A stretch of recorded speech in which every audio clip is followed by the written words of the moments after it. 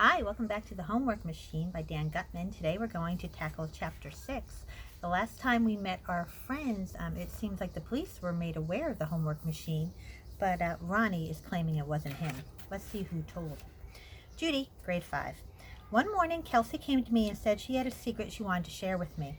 Ordinarily, I don't like sharing secrets or hearing other people's secrets. It's not that far from lying, really, because once you know someone's secret and you keep it to yourself, you're not being honest with the people around you. Anyway, Kelsey looked like she was going to tell me the secret no matter what. She lifts up her hair shirt and shows me that she had pierced her belly button. Well, I almost threw up. This is just about the most disgusting thing I had ever seen. I can't believe her mom would let her do that. Or maybe I can. After all, she did let Kelsey dye her hair pink. But I can't understand why anybody would ever want to do that. It's just gross. My mom always told me that if I don't have something nice to say to somebody, I should say nothing at all. But I lied and told Kelsey her belly button ring was cool. I didn't want to hurt her feelings.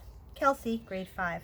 I knew Judy thought that what I did was disgusting. She's good at a lot of stuff, but she's not very good at hiding her feelings. But hey, she pierced her ears, right? What's the difference? Miss R, grade 5 teacher. I was in the lounge and asked some of the other teachers if it was common for an unpopular child to suddenly become popular with the other students. That's what seemed to have happened with Brenton. He was just about shunned when school started. And very soon he seemed to be quite popular. I couldn't figure it out. Mrs. Wallace, who'd been teaching for more than 20 years, said that a child can change a lot in 1 year. Some kids start 5th grade at the maturity level of a 4th grader and end the year with the maturity level of a 6th grader. But she said that in all her years of teaching, she had only seen unpopular kids suddenly become popular a few times. She said that if that happens, it means the other kids are using him or her in some way. Kids don't just suddenly become popular for no reason. Judy, grade 5. One day I went to get a drink of water after the bell rang for dismissal. And when I got back to class, Snick, Brenton, and Kelsey were gone. They went to Brenton's house without me. That had never happened before. I was really upset. I hopped on my bike, and all the way over there I was trying to figure it out. Was it an accident, or did they do it on purpose? Maybe there was something they wanted to talk about and they didn't want me to hear. Were they trying to send me a message? Were they trying to cut me out of the group? I didn't know what to do. Kelsey, grade 5. Judy came in all upset. I asked her what was wrong and she said nothing. But it was so obvious. It was written all over her face. She totally can't hide her emotions. Finally, she blurted out that she was mad because we left without her. Man, she gets upset easy. I told her it was nothing. We looked around for her after school and we couldn't find her, so we left. What's the big deal? I told her she was being silly, and then she got mad at that. Her voice was even trembling. She stayed mad for a long time. Man, when she grows up, she's going to get an ulcer or something. She cares too much about everything. She's lucky she doesn't have anything serious to worry about. When I was 6, my dad got hit by a snowmobile and he died. I was there. I saw it. When something like that happens to you, it puts stuff into perspective. I'm not going to get all bent out of shape because some kids leave school without me. You know what I mean? Sam, grade 5. In an email, I asked my dad if he shot anybody yet. He said he didn't want to talk about stuff like that, and maybe we should stick to chess. He beat me pretty fast in the first email game. I guess I wasn't paying close enough attention because he captured my queen, and after that he just took all my other pieces one by one. I'll never let that happen again. After he checkmates me, he asks me if I'm up for another game or am I too chicken. I tell him to bring it on, hotshot.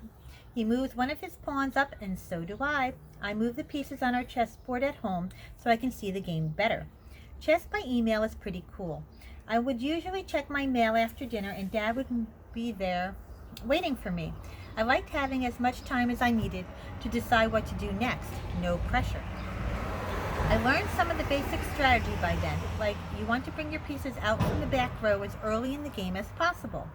But you don't want to bring your queen out too early because then she's open to attack and she can get in the way of your pawns. It's a really complicated game. You gotta think. Brenton, grade 5. Snick came in one morning with his chessboard.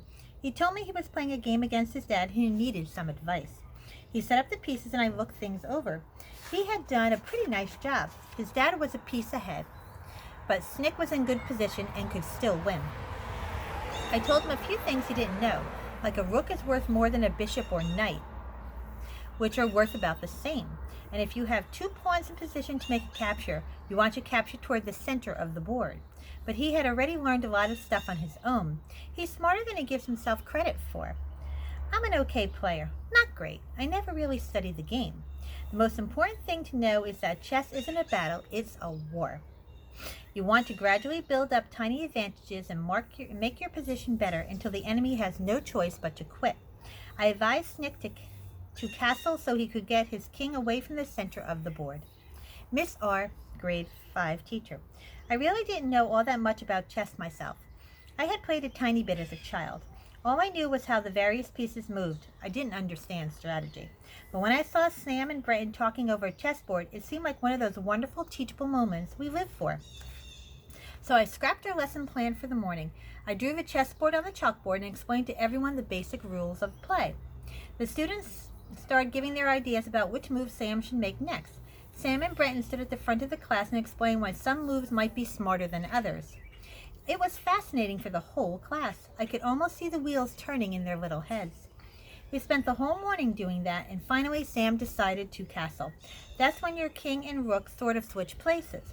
It was a wonderful learning experience that I'll remember for the rest of my teaching career. Judy's mom. I couldn't help but notice that Judy wasn't spending much time doing homework. In 4th grade, she used to come home from school and work on it for hours. Even if she didn't have too much homework, she would go over it again and again until it was perfect. I naturally assumed that her workload would be a little heavier in 5th grade, but that wasn't the case. It seemed like she never did any homework at all. I was worried. Maybe she had lost her enthusiasm for school.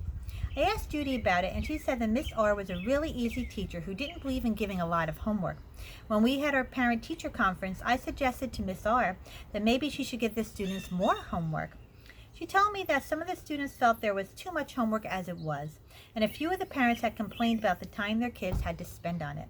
She said that Judy was just an excellent student, and that was probably why she finished her homework so quickly. I wanted to believe that, and so I did. Kelsey, grade 5. Then there was the day Judy made a Valentine's Day card for Brenton, and it was like World War III broke out. Sam, grade 5. So Judy gives a Valentine's Day card to Brenton. She doesn't give one to me. She doesn't give one to Kelsey. I don't think she gave one to anybody in the class but Brenton. Maybe she only gives Valentines to the smart kids. I wasn't jealous. I mean, a girl has the right to like anybody she wants. It just kind of took me by surprise, that's all. I didn't know she liked Brenton. Actually, I kind of thought she might have a crush on me. I can't imagine why she would pick him over me. Judy, grade 5. I didn't like either of them. Snick thinks he is so cool, but deep down he is so insecure. He couldn't get over the idea that anybody might like Brenton better than him. It meant nothing. It was just a silly Valentine card, but everyone in the class was talking about it as if Brenton and I were going to get married or something. Brenton, grade 5. I have always viewed Valentine's Day and most holidays for that matter as an artificial celebration that provides opportunities for big corporations to make people feel guilty and buy greeting cards, flowers, chocolates, and presents. But it was a nice gesture. I thought nothing of it. Kelsey, grade 5. There was this one day when Miss R gave us a homework vacation. No homework for a change. Well, when we left school, we all forgot that there was no homework and headed for Brenton's house anyway, like we always did. It wasn't until we got up to his room that we figured out we didn't have any homework to do. We all felt pretty stupid. We were going to go home, but Brenton's mom brought in some chocolate chip cookies that were awesome. We took them down to the basement and played ping pong for a while. It turns out that Brenton is a great ping pong player. I couldn't believe it. He even beat Snick, who was always the best athlete in gym. Snick was all mad, and he was saying that Brenton was cheating and stuff. It was a riot. I'll say this for Brenton, he constantly surprises you. Sam, grade 5. I like to hit the ball hard and slam it past the other guy, but Brenton wouldn't let me. He kept dinking those stupid little weak shots just over the net where I couldn't reach them and putting these weird spins on the ball so I wouldn't know which way it was going to bounce. That's got to be illegal. Ronnie, grade 5. Yeah, I was the one who wrote the message on the boys' room wall. I guess now that it's all over, I can admit it. Hey, it wasn't as bad as what they did. I knew they were up to something. No way kids like Judy and Brenton would hang around with kids like Kelsey and Snickwad. Heck, no way any of them would hang around with each other. and no way kids like Kelsey and Snickwad should be getting A's. So I wrote the D Squad are cheaters with a marker on the wall of the stalls. I used my left hand so nobody could say it was my handwriting. That's all I did. I didn't know how they were cheating, but they had to be doing something. It got rubbed off the next day, but I guess word got around. People were talking. Sam, grade 5. So I'm in the boys' room and I see the graffiti. I scribble over it right away. I hope that nobody else saw it, but maybe every boy in the school saw it before I went in there. Who knows? I didn't know who wrote it, but I had my suspicions. The whole thing shook me up. If anybody found out about Belch, we would be in big trouble. Kelsey, grade 5. Snick said we have to make another meeting, so we all met at the big concrete turtle in the playground during recess. We got there and he's all whispering and stuff, like we're spies. He says we may have a rat, a leak. He wanted to know who spilled the beans. Well, it sure wasn't me. I knew that. Nobody admitted it. Judy got all freaked out like she was going to cry or something. She is so emotional. Brenton said one of these weird things he always says that makes no sense to anyone but him. Snick said we should all be cool about it and remember that we made a pact not to tell anybody. He said that if anybody asks us about Belch, we should deny everything. Just say none of us knew anything about it. I figured it was nothing. Kids pass around dumb rumors about other kids all the time. But this time, the rumor was true. Miss R, grade 5. After thinking it over for a long time, I decided to split up the kids in the D Squad. I didn't like the way they were always whispering to each other. It's good when a group of kids bonds together, but when they form their own little secret society that excludes everyone else, well, it's usually a sign of trouble. I suspected something was going on. I told the class it would be a good learning experience if they changed seats every so often and got to work with other students. I put Sam, Judy, Kelsey, and Brandon in separate groups, one in each quarter of the classroom. Kelsey, grade 5. We were constantly having these stupid meetings. It seemed like we had a meeting every day. This time it was Judy who said we had to have one. It was right after Miss R changed our seats around. And Judy was freaking out, as usual. She was starting to get pimples on her face over this. We met at Brenton's house after school because Judy didn't want us to be seen together at recess. She was all worried. Judy, grade 5. Teachers just don't move everybody's desk around for no reason. Usually it's because of a behavior problem. Or maybe they find out that some kids have bad eyesight or hearing, or they need to sit closer to the front of the room for some reason. But none of that was going on. None of the other groups were split up the way we were, with each of them stuck in a different corner. Miss R did it on purpose. I was sure. She probably figured it all out. She probably knew about Belch. Everything I had worked so hard for was gone. My face was breaking out. I felt like my life was over. Kelsey, grade 5. The phone rang one day when I was home, alone. I picked it up and it was that Milner guy. Says he really wants to talk to me. The guy was like a stalker or something.